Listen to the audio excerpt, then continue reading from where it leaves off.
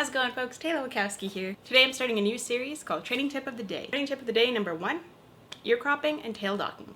Should you do it? Should you not? What are the benefits of it? So if you don't know any idea what I'm talking about, what is ear cropping? Ear cropping is where you surgically alter a dog's ears, specifically for those with floppy ears. Pit bull, or a bulldog maybe, or a French bulldog, or schnauzer. Those are very popular breeds. Dobermans, Cane Corso. A lot of the dogs with the big floppy ears and the big heads. A lot of times people will like to crop those ears and basically make them from floppy to pointed. Great Danes, for instance, if they have those big floppy ears, naturally people will have them altered via veterinarian, hopefully, to make those ears nice and pointed and tall. Some people do this themselves, and it's very rare that this happens, where they actually take a pair of scissors and just cut the dog's ears off, which is absolutely just barbaric. I think the whole act, even surgically with a veterinarian, is barbaric as well, but that's just my own personal opinion. Two of the main reasons why people support this act is one for looks, and the other, less common, is for the health benefits. Now, let's start with looks. So number 1, if you do it for show. Now, in my opinion, that's absolutely unnecessary if you do it for a show dog or a, just a specific look, whether you want your dog to look scary or you just want your dog to look nice and fancy and pedigree and whatever you have in mind that you want your dog to look very nice. I think that's just unnecessary. It's a cosmetic surgery. Even veterinarians will tell you that it is a cosmetic surgery. It's not necessarily for the health benefits of the animal. So a lot of people would get their dog's ears cropped to look a certain way because they like the look of it, or because a lot of breeders out there, not every breeder, but a lot of breeders out there will do this when the dog is very young, before they're even bought by the people looking for this dog. Now, they do this because they're not sure if the dog is going to be a show type material or a pet material. Either way, I don't think it's necessary whether the dog is show material or not. Again, that's not my cup of tea. So again, I'm not saying all breeders do this, but a lot of them do. And they do crop the ears very young, at I believe maybe 6 to 8 weeks. Don't quote me on that, but very young, when the cartilage is still soft. And then they claim that it is just a mild discomfort. So if you look up dogs who have had their ears recently cropped, they're going to be taped up with tape. They may be posted. Posted means you put a little stick in there to keep the ears up if they keep flopping over the head or this way or all over the place. Again, it's totally unnecessary whether you want the dog to just look a certain way or you're doing it for a health benefit. Now, I say health benefit in that way because there's no actual studies or scientific results that say it is better for your dog or not. It doesn't really go one way versus the other. They just say, hey, some people do it this way, some people do it this way. If you ask veterinarians, it's a cosmetic thing, just like docking a tail. So if we go into talking about docking a tail, that means a dog who has a long tail. Rottweilers do, which I love them with the tail. A lot of people may not know Rottweilers even have a tail naturally. A lot of people dock them, which means they cut them very short. Giant schnauzers, sometimes bulldogs, that may be because of a genetic issue that they have with their tail, curls downward versus upwards, and they just have a whole lot of other issues that way. Dogs who have their tails docked, sometimes cats will have their tails docked as well, besides the natural Manx who has a naturally short tail. Some other people will do that for show, as well as horses. Again, back to the draft horses, they cut their tails short to keep it out of the way of the harness. Again, I don't agree with that. The horses need that tail. They're made with that long tail for a reason. I don't agree with cutting the tails short just for show. A lot of people may cut their dog's ears off or crop them for safety reasons, such as dog fighting. If they they fight dogs or whatever they do with their dog. If people choose to fight dogs, they will cut the ears off early because it will prevent other dogs from being able to grab that and tear that off during a fight. Okay, so for people who claim that this is for a health benefit, again, there are no specific studies that sway towards one way or the other.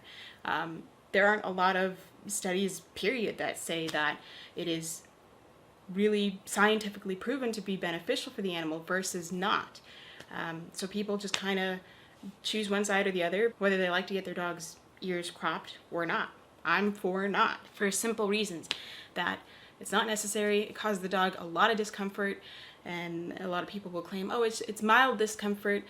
Okay, imagine having your ears cut, whether it's while you're asleep under anesthesia or not, and then waking up to that and having part of your ear just gone. And that is going to be very painful, okay? There's a lot of cartilage here, and if you imagine even piercing your ear in an area with a lot of cartilage, it's very sensitive and it's very painful.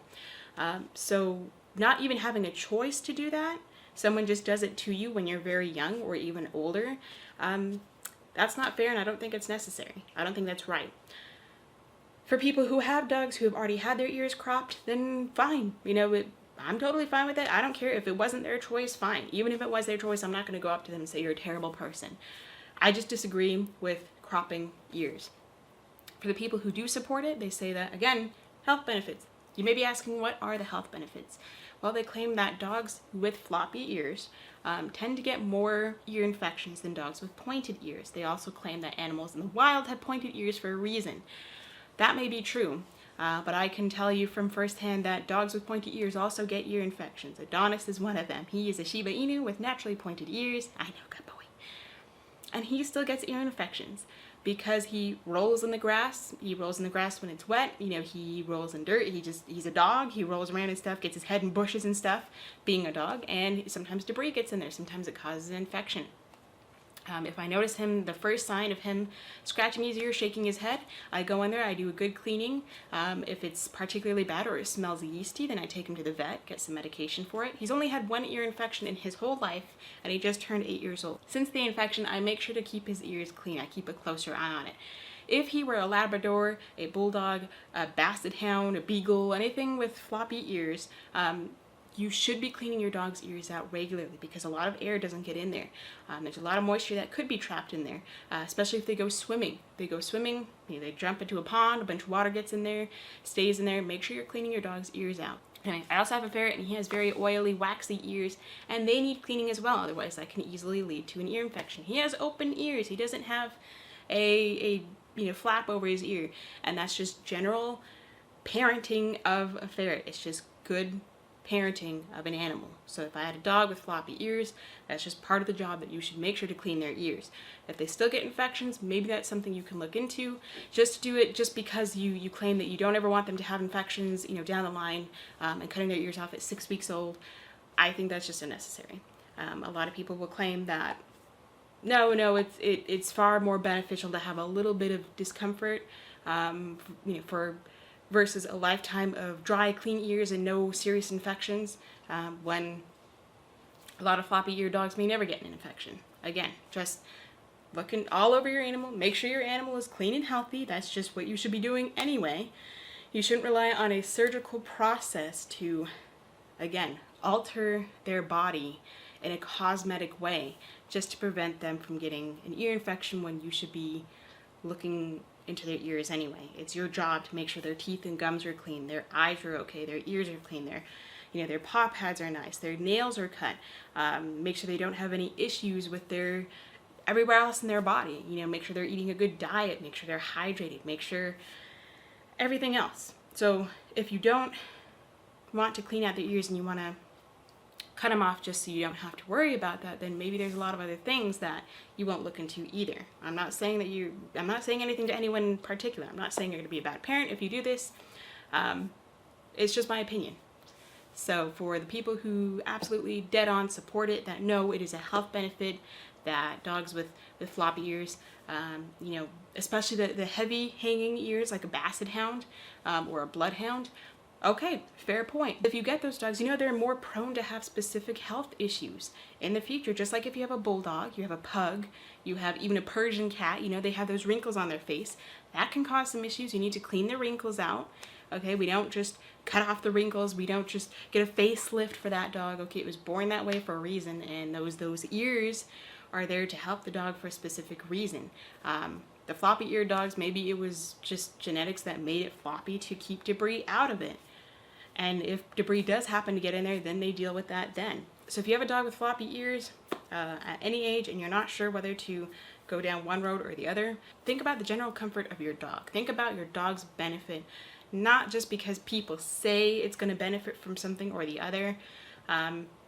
Think about what your dog would appreciate most. I would appreciate having my ears, especially if people cut them too far and they basically have no ears left. Now, a lot of breeders will compare ear cropping specifically to spay and neuter, which is, I think, an entirely different thing, but what do I know? I'm not a vet and I'm not a breeder, so they would claim that a spay and neuter is far more evasive, which it is, but far more consequential in the long run, that it can cause more health problems than just cropping your dog's ears. Now, one is, I feel, a necessity, depending on where you live, and the other one is a choice, a cosmetic choice. You can be the judge of which one is which. The necessity, I would think, would be the spay and neuter. Up in Europe, a lot of countries have actually completely banned ear cropping, tail docking, and such, because they find it unnecessary. They've also banned shock collars, possibly prong collars, and choke chains. I mean, don't quote me on that, but they seem to be doing things that are more beneficial for the animal and less beneficial for the human. Think of that what you will. I think it's great.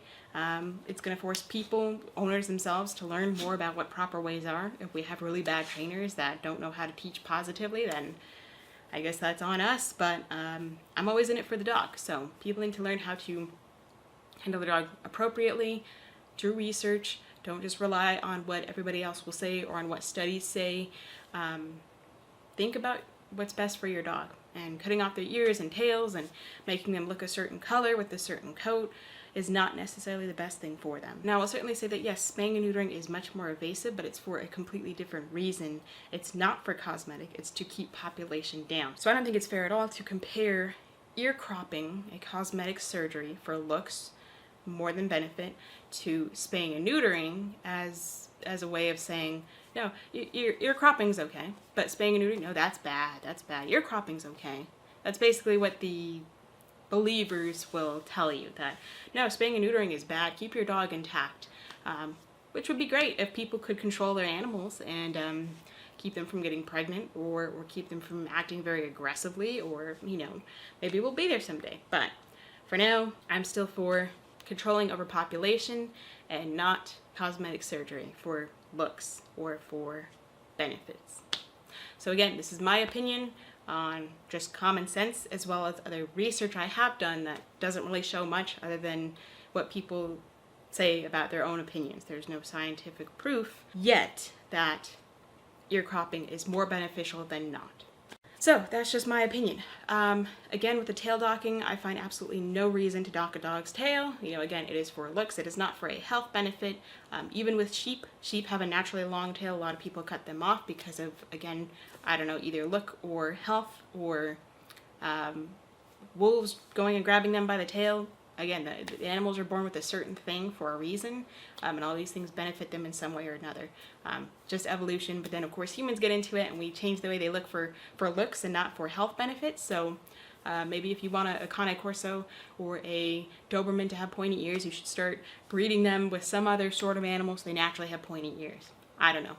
I just say if it's droopy, let it droop, and if they have a waggy tail, let it be a waggy tail. Don't cut it off. So again, that is just my opinion, as well as some information out there as to what people on both sides will claim, that it's unnecessary and painful versus helpful and beneficial for the animal. You make up your own decision to crop or not to crop, and to dock or not to dock. What do I think? I think you shouldn't do either. So that was today's tip of the day. Thanks for checking it out. I hope you liked it. Let me know what you think. Are you for or against cropping or docking, and why? Until next time, stay positive.